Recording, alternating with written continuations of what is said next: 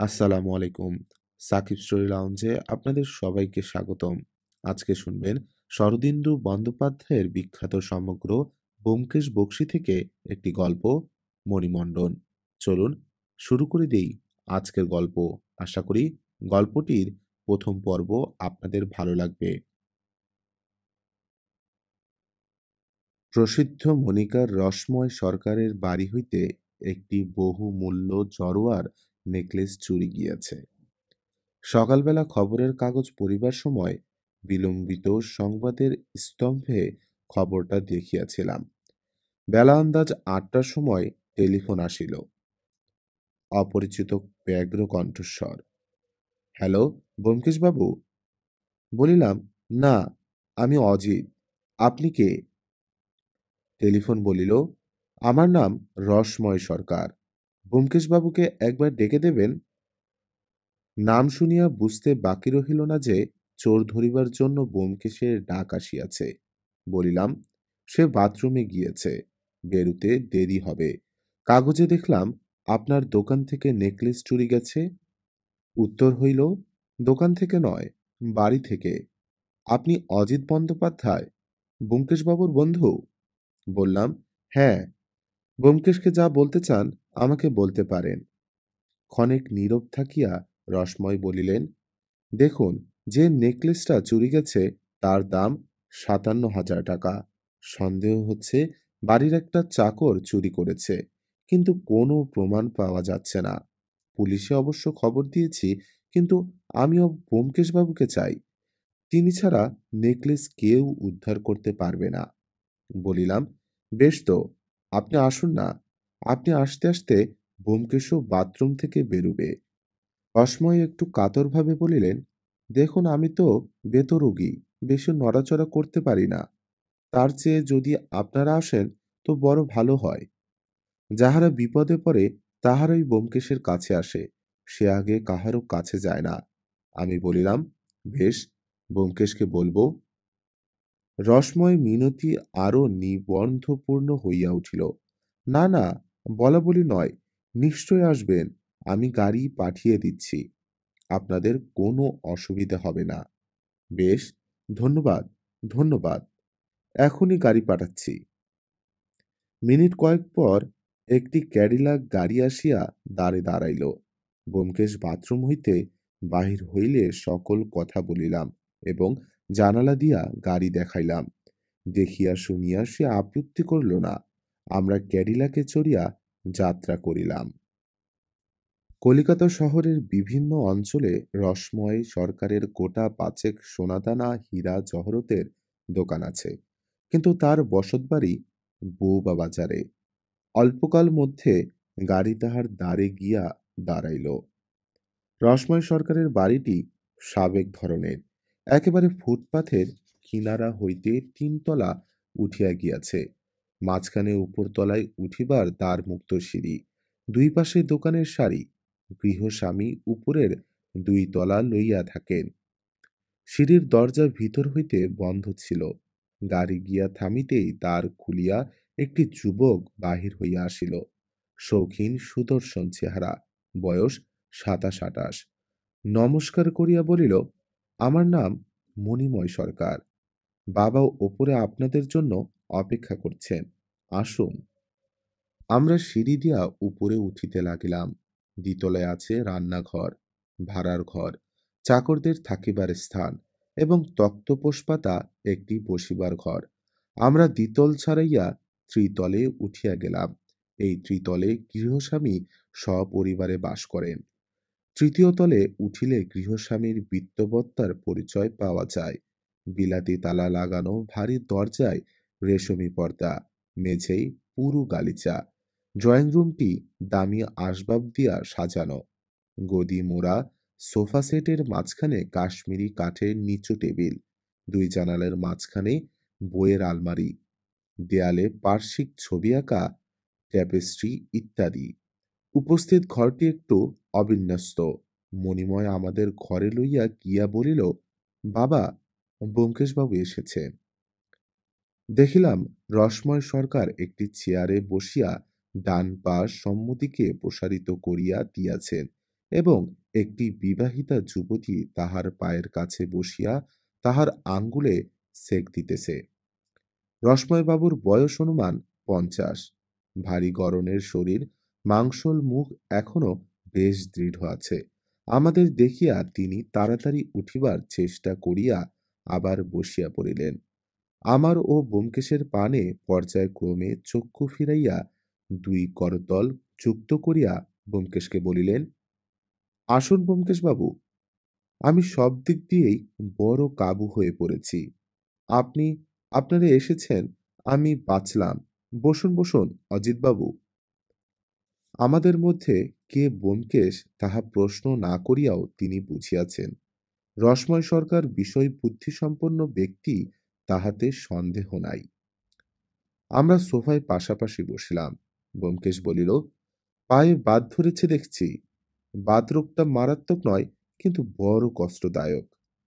রসময় বলিলেন, আর বলবেন না, আমার শরীর বেশ ভালোই, কিন্তু এই বাতে আমাকে পঙ্গু করে ফেলেছে। ছেলেবেলায় ফুটবল খেলতাম, ডান পায়ের বুড়ো আঙ্গুলটা ভেঙে গিয়েছিল। এখন এমন দাঁড়িয়েছে, আকাশের এক কোণে রুমালের মতো এক টুকরো মেঘ উঠলে বুড়ো আঙ্গুলে চিরিক মারতে থাকে। কিন্তু সে যাক, বৌমা, এদের জন্য চা নিয়ে এসো। বধূটি এতক্ষণ হেটমুখে বসিয়া শ্বশুরের পায়ে সেঁক দিতেছিল। সুন্দরী মেয়ে, কিন্তু তাহার মুখে পারিবারিক বিপদের ছায়া পড়িয়াছে। সে উঠিবার উপক্রম করিতেই ব্যোমকেশ বলিল, না না, চায়ের দরকার নেই, আমি চা খেয়ে বেরিয়েছি। উনি শ্বশুরের পদসেবা করছেন, করুন। রসময় একটু হাসিলেন। বধূ আবার বসিয়া পড়িল। রসময় বলিলেন, আচ্ছা, তবে থাক। মণি, সিগারেট নিয়ে এসো। মণিময় এতক্ষণ একটা চেয়ারের পিছনে দাঁড়াইয়াছিল। সে চলিয়া গেলে রসময় বধূর পানে সস্নেহ দৃষ্টি নিক্ষেপ করিয়া বলিলেন, বড় লক্ষ্মী বৌমা আমার। গিন্নি ছোট ছেলেকে নিয়ে তীর্থ দর্শনে বেরিয়েছেন, এখন ওর হাতেই সংসার। অবশ্য ওকে দিয়ে পদসেবা আমি করাই না, কিন্তু চাকরটা। এই পর্যন্ত বলিয়া রসময় থামিয়া গেলেন। তারপর গলার স্বর পাল্টিয়া বলিলেন, বাজে কথা থাক, কাজের কথা বলি। আপনি অনুগ্রহ করে এসেছেন, আপনার অমূল্য সময় নষ্ট করব না। ব্যোমকেশবাবু, কাল রাত্রে আমার বাড়িতে অঘটন ঘটে গেছে। যা কখনো হয়নি তাই হয়েছে। একটা হীরের নেকলেস। ব্যোমকেশ বলিল, সব গোড়া থেকে বলুন, সংক্ষেপ করবেন না। মনে করুন আমি কিছু জানি না। মণিময় একটি ৫-৫-৫ মার্কা সিগারেট টিনের ঢাকনি ঘুরাইয়া খুলিতে খুলিতে ঘরে প্রবেশ করিল। টিন আমাদের সম্মুখে রাখিয়া জানালার সম্মুখে গিয়া দাঁড়াইল। আমরা সিগারেট ধরাইলাম। রসময় বলিতে আরম্ভ করিলেন, কলকাতা শহরে আমার 5টা জুয়েলারির দোকান আছে। বড় কারবার। বছরে প্রায় 30 লক্ষ টাকার কেনাবেচা। অনেক বিশ্বাসী প্রবীণ কর্মচারী আছেন। আমার যখন শরীর ভালো থাকে আমি দেখাশোনা করি। 2 বছর থেকে মণিও যাতায়াত শুরু করেছে। কলকাতার বাহিরে ভারতের সর্বত্র আমাদের কাজ কারবার আছে। বোম্বাই, মাদ্রাজ, নয়াদিল্লি, যেখানে যত বড় জহুরি, সকলের সঙ্গে আমাদের লেনদেন। কখনো আমাদের কাছ থেকে তারা হীরে জহরত কেনে, কখনো আমরা তাদের কাছ থেকে কিনি। জহুরি ছাড়া সাধারণ খরিদ্দার তো আছেই। রাজা বাজরা থেকে ছপোষ গৃহস্থ সবই আমাদের খদ্দের। মাসখানেক আগে দিল্লি থেকে রামদাস চোকসি নামে একজন বড় জহুরি আমার কাছে এলো। রাজস্থানের কোনো রাজবাড়িতে মেয়ের বিয়ে, 10 লাখ টাকার গয়না ফরমাস পেয়েছে, কিন্তু সব গয়না সে নিজে গড়তে পারবে না। আমাকে দিয়ে একটা হীরের নেকলেস গড়িয়ে নিতে চায়। ডিজাইন দেখে হীরে বাছাই করে দাম কষা হলো 57,000 টাকা। 1 মাসের মধ্যে গয়না গড়ে দিল্লিতে রামদাসের কাছে পৌঁছে দিতে হবে। গয়না তৈরি হলো। আমার ইচ্ছে ছিল আমি নিজেই গিয়ে গয়নাটা দিল্লিতে পৌঁছে দিয়ে আসব, কিন্তু গত মঙ্গলবার থেকে আমার বাতের ব্যথা চাগার দিল। কি উপায়? অত দামি গয়না কর্মচারীদের হাতে পাঠাতে সাহস হয় না। শেষ পর্যন্ত ঠিক হলো মণিময় যাবে আমার বদলে। আজ ওর যাবার কথা। আমি এ কদিন বাড়ি থেকে বেরোতে পারিনি। মণি কাজকর্ম দেখছে। নেকলেসটা তৈরি হবার পর বড় দোকানের সিন্ধুকে রাখা ছিল। কাল বিকেলবেলা মণি সেটা বাড়িতে নিয়ে এলো। এখন আমার বাড়ির কথা বলি। আমার স্ত্রী ছোট ছেলে হিরণময়কে নিয়ে তীর্থ করতে বেরিয়েছেন, অর্থাৎ দাক্ষিণাত্য বেড়াতে গেছেন। বাড়িতে আছি আমি, মণিময় আর বৌমা। দোতলায় থাকে দুজন চাকর, বামুন, ড্রাইভার আর আমার খাস চাকর ভোলা। এই কজন নিয়ে বর্তমানে আমার সংসার। কাল বিকেলে মণি যখন নেকলেস নিয়ে বাড়ি এলো, আমি তখন চেয়ারে বসেছিলাম। আমার খাস চাকর ভোলা পায়ে মালিশ করে দিচ্ছিল। মণি নেকলেসের কেস আমার হাতে দিয়ে বলল, এই নাও বাবা। আমি ভোলাকে ছুটি দিলাম। সে চলে গেল। তখন আমি কেস খুলে গয়নাটা পরীক্ষা করলাম। সব ঠিক আছে। তারপর বৌমাকে ডেকে বললাম, বৌমা, কাপড় দিয়ে এটাকে বেশ ভালো করে সেলাই করে দাও। বৌমা এক টুকরো কাপড় এনে এখানে বসে বসে সুতো দিয়ে সেলাই করে দিলেন। ব্যোমকেশ এতক্ষণ মনোযোগ দিয়া শুনিতেছিল। এখন মুখ তুলিয়া বলিল, মাফ করবেন, গয়নার বাক্সটা আকারে আয়তনে কত বড়? রসময়বাবু দ্বিধা ভরে এদিক ওদিক চাহিয়া বলিলেন, কত বড়? মোটেই বড় নয়। এই ধরুন। পিতা ইতস্তত করিতেছেন দেখিয়া মণিময় বইয়ের শেলফ হইতে একটি বই আনিয়া ব্যোমকেশের হাতে দিল। বলিল, এই সাইজের বক্স। রসময় বলিলেন, হ্যাঁ, ঠিক ওই সাইজের। অবশ্য বাক্সটা কুমিরের চামড়ার। তার ভেতরে মখমলের খাঁজ কাটা ঘর। বইখানা ১৬ পেজি ক্রাউন সাইজের। পৃষ্ঠা সংখ্যা আন্দাজ ৩০০। ব্যোমকেশ বইখানা মণিময়কে ফিরাইয়া দিয়ে বলিল, বুঝেছি, তারপর বলুন। রসময় আবার বলিতে আরম্ভ করিলেন, তারপর মণি চা খেয়ে ক্লাবে চলে গেল। আমি গয়নার কেসটা হাতে করে আবার অফিস ঘরে গেলাম। পাশেই আমার অফিস ঘর। বাড়িতে বসে কাজকর্ম করার দরকার হলে ওখানে বসেই করি। একটা সেক্রেটারিয়েট টেবিল আছে। তার দেরাজে দরকারি কাগজপত্র থাকে। আমি গয়নার কেস দেরাজে রেখে দিলাম। বাড়িতে একটা লোহার সিন্দুক আছে বটে, কিন্তু গিন্নি তার চাবি নিয়ে চলে গেছেন। আমার অন্যায় হয়েছিল, অত বেশি দামি জিনিস খোলা দেরাজে রাখা উচিত হয়নি। কিন্তু আমার বাড়ির যেরকম ব্যবস্থা, তাতে আশঙ্কার কোনো কারণ ছিল না। চাকর বাকর দোতলায় থাকে। ডেকে না পাঠালে ওপরে আসে না। অন্য লোকেরও যাতায়াত নেই। তাই এখান থেকে গয়না চুরি যেতে পারে এ সম্ভাবনা মনেই আসেনি। রাত্রি আন্দাজ ৯টার সময় আমি খাওয়া দাওয়া সেরে নিলাম। আমাদের খাওয়ার ব্যবস্থা অবশ্য দোতলায়, কিন্তু এই বাতের ব্যথাটা হয়ে অবধি বৌমা ওপরেই আমার খাবার এনে দেন। খাওয়া সেরে আমি একটা বই নিয়ে বসলাম। বৌমাও খেয়ে নিলেন। মনির ক্লাব থেকে ফিরতে প্রায় দেরি হয়। তাই তার খাবার বৌমা শোবার ঘরে ঢাকা দিয়ে রাখলেন। ১০টার সময় আমি ভোলাকে ডাকবার জন্যে ঘণ্টি বাজালাম। তারপর শুতে গেলাম। আমার বেতো শরীর।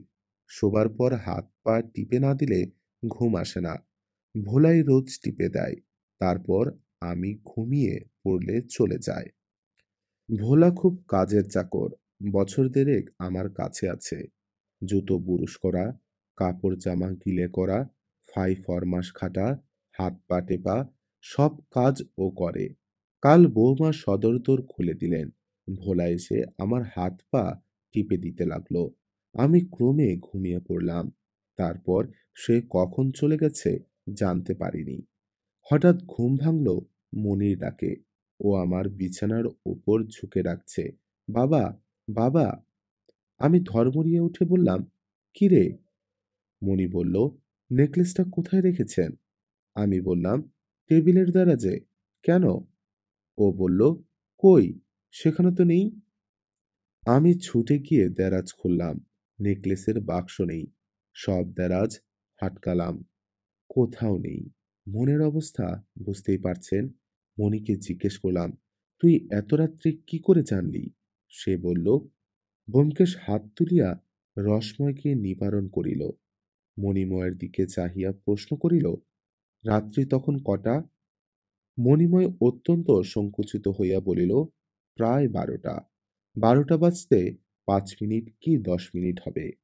ব্যোমকেশ বলিল, রাত 12টার সময় কোনো কারণে আপনার সন্দেহ হয়েছিল যে নেকলেস চুরি গেছে? কি করে সন্দেহ হলো, সব কথা খুলে বলুন। মণিময় যেন আরো সংকুচিত হইয়া পড়িল। পিতার প্রতি একটি গুপ্ত কটাক্ষপাত করিয়া ঈষৎ স্খলিত স্বরে বলিতে আরম্ভ করিল, কাল আমার ক্লাব থেকে ফিরতে একটু বেশি দেরি হয়ে গিয়াছিল। ক্লাবে ব্রিজ ডাইভ চলছে। আমি। ব্যোমকেশ জিজ্ঞাসা করিল, কোথায় ক্লাব? নাম কি? ক্লাবের নাম খেলাধুলো। খুব কাছেই। আমাদের বাড়ির থেকে 5 মিনিটের রাস্তা। সব রকম ঘরোয়া খেলার ব্যবস্থা আছে। তাস, পাশা, পিং-পং, বিলিয়ার্ড সব। কাল ব্রিজ ডাইভ শেষ হতে রাত হয়ে গেল। আপনি হেঁটে ক্লাবে যান? আজ্ঞে হ্যাঁ, খুব কাছে, তাই হেঁটেই যাই। কাল যখন ক্লাব থেকে বেরুলাম তখন পৌনে 12টা। রাত নিশুতি। আমাদের বাড়ির সদর দরজার ঠিক সামনে একটা ল্যাম্পপোস্ট আছে। আমি যখন বাড়ির প্রায় 30-40 গজের মধ্যে এসেছি তখন দেখলাম আশেপাশের দোকান সব বন্ধ হয়ে গেছে, কিন্তু একটা লোক ঠিক আমাদের দোরের সামনে দাঁড়িয়ে আছে। লোকটা বোধহয় আমার পায়ের শব্দ শুনতে পেয়েছিল। ঘাড় ফিরিয়ে তাকালো, তারপর চট করে বাড়িতে ঢুকে পড়ল। দূর থেকে দেখে মনে হলো ভোলা চাকর। কাছে এসে দেখলাম দরজা ভেজানো রয়েছে। অন্যদিন আমি 10টা 10:30টার মধ্যে বাড়ি ফিরি, কিন্তু সদর দরজা তার আগেই বন্ধ হয়ে যায়। আজ খোলা রয়েছে। আমার খটকা লাগলো। সদর দরজায় হুড়কো লাগিয়ে উপরে উঠে গেলাম। দোতলায় চাকরেরা ঘুমোচ্ছে। কারুর সাড়া শব্দ নেই। তেতলায় উঠতেই স্ত্রী এসে দরজা খুলে দিলেন। আপনি বোধহয় লক্ষ্য করেছেন, তেতলার দরজায় বিলাতি গা তালা লাগানো। ভিতর থেকে বন্ধ করে দিলে বিনা চাবিতে বাইরে থেকে খোলা যায় না। আমি স্ত্রীকে বললাম, বাড়ির সামনে একটা লোক দাঁড়িয়ে ছিল। উনি বললেন, উনিও দেখেছেন। উনিও দেখেছেন? ব্যোমকেশ বধূর পানে চোখ ফিরাইল। বধূ লজ্জা পাইল। তাহার মুখ উত্তপ্ত হইয়া উঠিল। রসময় তাহাকে উৎসাহ দিয়া বলিলেন, লজ্জা কি বৌমা? যা দেখেছ ব্যোমকেশকে বলো। বধূ তখন লজ্জা স্মিত কণ্ঠে থামিয়া থামিয়া বলিল, কাল রাত্তিরে আমি ওর ক্লাব থেকে ফিরতে দেরি হচ্ছিল। আমি জানালার কাছে দাঁড়িয়েছিলুম। অনেকক্ষণ দাঁড়িয়ে থাকার পর হঠাৎ দেখলুম ঠিক আমাদের দরজার সামনে ফুটপাথের ওপর কে একজন দাঁড়িয়ে আছে। আমি ঝুঁকে দেখবার চেষ্টা করলুম, কিন্তু ভালো দেখতে পেলুম না। তারপরেই লোকটা অদৃশ্য হয়ে গেল। মনে হলো দরজায় ঢুকে পড়ল। সেই সময় দেখতে পেলুম উনি আসছেন। লোকটা যেন ওকে দেখেই ভেতরে ঢুকে পড়ল। তারপর আমি গিয়ে তেতলার দরজা খুলে দিলুম। উনি এলেন। ব্যোমকেশ বলিল, লোকটাকে চিনতে পেরেছিলেন? বধূ মাথা নাড়িল। না, উপর থেকে তার মুখ দেখা যাচ্ছিল না। তবে মনে হয়েছিল চাকরদের মধ্যেই কেউ হবে। হুম। ব্যোমকেশ মণিময়কে বলিল, তারপর কি হলো? মণিময় বলিল, স্ত্রীর কথা শুনে সন্দেহ আরো বেড়ে গেল। নেকলেসটা বিকেলবেলা এনেছি। সেটা বাবা নিশ্চয়ই টেবিলের দেরাজে রেখেছেন, কারণ সিন্দুকের চাবি নিয়ে মা চলে গেছেন। আমি চুপি চুপি বাবার অফিস ঘরে গেলাম। আলো জেলে দেরাজগুলো খুলে দেখলাম নেকলেসের কেস নেই। আরো যেখানে যেখানে রাখা সম্ভব সব জায়গায় খুঁজলাম, কোথাও নেই। ভীষণ ভয় হলো। তখন বাবাকে ডেকে তুললাম। মণিময় চুপ করিলে ব্যোমকেশ নিবিষ্ট মনে আরেকটি সিগারেট ধরাইল। তারপর সপ্রশ্ন চক্ষে রসময়ের পানে চাহিল। রসময় আবার কাহিনীর সূত্র তুলিয়া লইলেন। যখন নিঃসংশয়ে বুঝলাম নেকলেস চুরি গেছে, তখন সব সন্দেহ পড়ল ভোলার ওপর। ভেবে দেখুন, আমার তেতলার সদর দরজায় কিয়ের লক লাগানো। ভেতর থেকে বাইরে যাওয়া সহজ, কিন্তু বাইরে থেকে ভেতরে আসা সহজ নয়। রাত্রি ১০টার পর চাকরদের মধ্যে একমাত্র ভোলাই ভেতরে ছিল। আমি ঘুমিয়ে পড়েছিলাম। ভোলা কখন উঠে গেছে জানি না। হয়তো সে পৌনে ১২টার সময় উঠে গেছে। দেরাজ থেকে নেকলেস নিয়ে চুপি চুপি বেরিয়ে সিঁড়ি দিয়ে নিচে নেমে গেছে। নিচে হয়তো তার স্বরের লোক ছিল। ব্যোমকেশ মণিময়কে জিজ্ঞাসা করিল, আপনি একটা লোকেই দেখেছিলেন? মণিময় বলিল, হ্যাঁ, দ্বিতীয় জনপ্রাণী সেখানে ছিল না। ব্যোমকেশ বধূর দিকে ফিরিয়া বলিল, আপনি?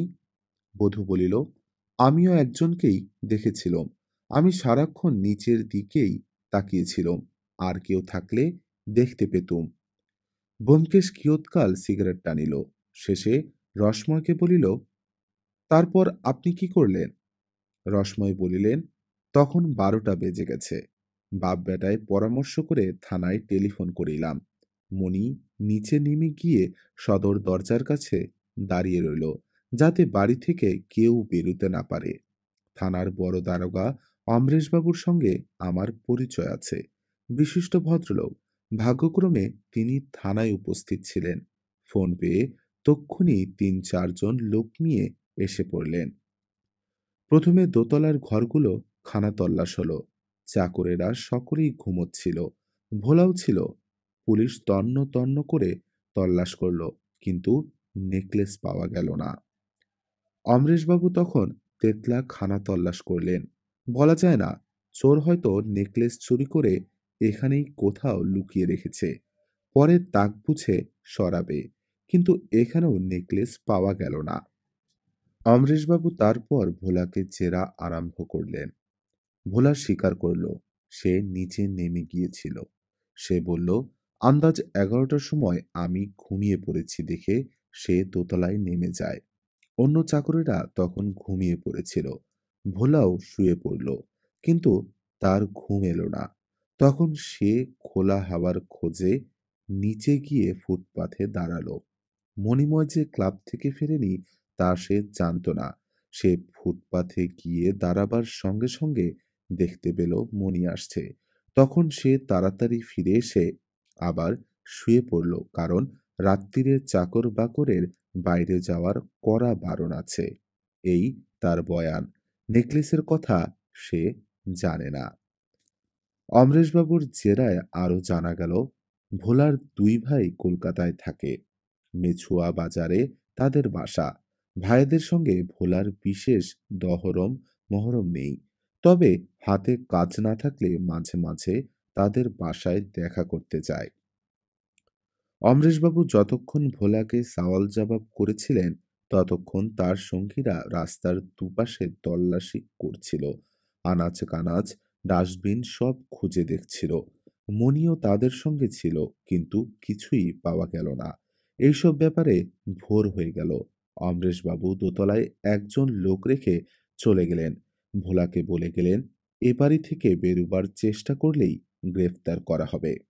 তারপর তারপর যত বেলা বাড়তে লাগলো, ততই আমার মন অস্থির হয়ে উঠল।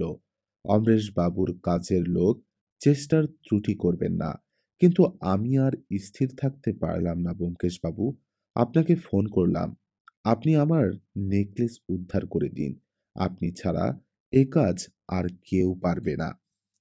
ব্যোমকেশ একটু হাসিল। আমার ওপর আপনার এত বিশ্বাস? আশা করি বিশ্বাসের মর্যাদা রাখতে পারব। ভোলা চাকর তো বাড়িতেই আছে। হ্যাঁ, দোতলার ঘরে আছে। তাকে একবার ডেকে পাঠালে ২-৪টে প্রশ্ন করে দেখতাম। বেশ তো। রসময় পুত্রের দিকে চাহিলেন। মণিময় চলিয়া গেল এবং কিছুক্ষণ পরে ভোলাকে লইয়া ফিরিয়া আসিল।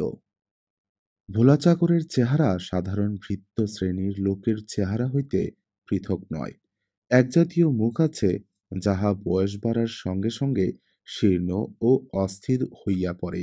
উঁচু নাক ও ছুচলো চিবুক প্রাধান্য লাভ করে। ভোলার মুখ সে জাতীয়। দেহ বেউড়ো বাঁশের মতো পাকানো। বয়স ৪০-এর কাছাকাছি। তাহার চোখের দৃষ্টিতে ভয়ের চিহ্ন নাই, কিন্তু সংযত সতর্কতা আছে।